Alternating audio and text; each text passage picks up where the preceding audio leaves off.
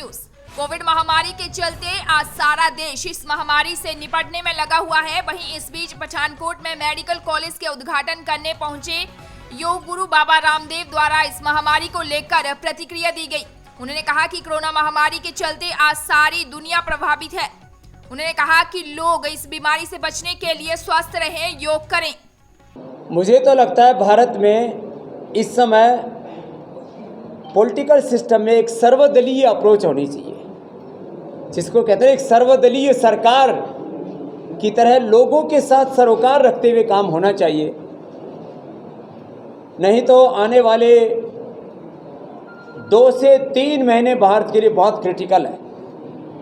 यदि हमने इस संक्रमण को कंट्रोल नहीं किया तो इसमें परिवार के परिवार तबाह हो सकते हैं, इसमें पूरी इंडस्ट्रियां तबाह हो सकती हैं, इसमें पूरा पॉलिटिकल सिस्टम ध्वस्त हो सकता है और लोगों का भरोसा अपने ही देश की व्यवस्था से उठ सकता है। इतना खतरनाक समय है, इसलिए इस समय सबको धीरज रख करके कोविड प्रोटोकॉल्स का पालन करते हुए योगाभ्यास भी करने की ज़रूरत है।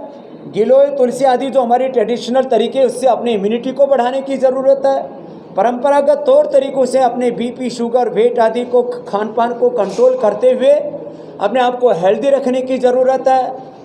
और एक बात और कहना चाहता हूँ, जितने भी हमारे मॉडर्न मेडिकल साइंस वाले, एलोपैथी वाले बंधु हैं, वो ज़रा लोगों को कम से कम स्टीराइड दें, कम से कम एंटीबायोटिक दें, कम से कम रेमडेसिविर का इस्तेमाल करें।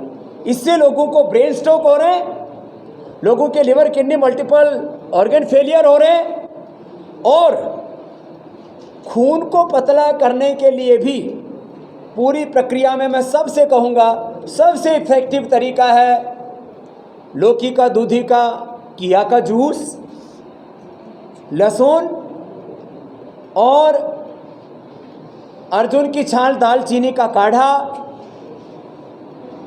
ये कुछ ट्रेडिशनल चीज़ें हमारी, प्याज, इनको ज़रूर खाएं। इससे लोगों का खून पतला रहेगा, क्लोटिंग नहीं होगी और लोगों के ब्रेन हेमरेज नहीं होंगे, ब्रेन फेलियर, हार्ट फेलियर और ये अलग अलग प्रकार के जो कॉम्प्लिकेशंस आ रहे हैं उससे काफ़ी लोगों की जान बच जाएगी। देखो, मुझसे यदि व्यक्तिगत तौर पर अपनी राय मैं दूं तो मैं मानता हूं कि राष्ट्रीय टीकाकरण के तहत सब देशवासियों को टीके का एक दाम मिलना चाहिए जो समर्थ हैं, और जो मिडिल क्लास और लोअर मिडिल क्लास लोग हैं उनके ऊपर तो वैसे ही महंगाई, बेरोज़गारी, गरीबी की बहुत बड़ी मार पड़ी हुई है। लाखों करोड़ों लोगों को बेरोज़गारी का सामना करना पड़ रहा है। ऐसे में जितने गरीब लोग हैं उनके लिए मुफ्त टीकाकरण ज़रूर होना चाहिए और जो समर्थ लोग हैं उनके लिए टीका का एक जैसा दाम होना चाहिए।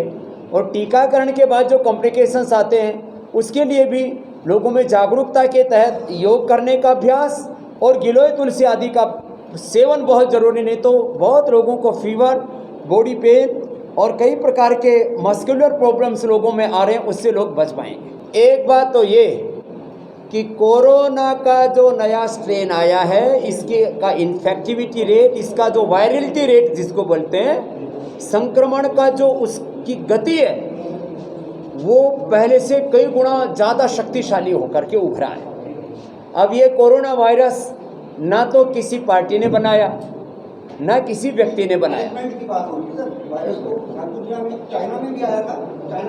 अब आप प्रश्न पूछ के थोड़ा उत्तर दे ले।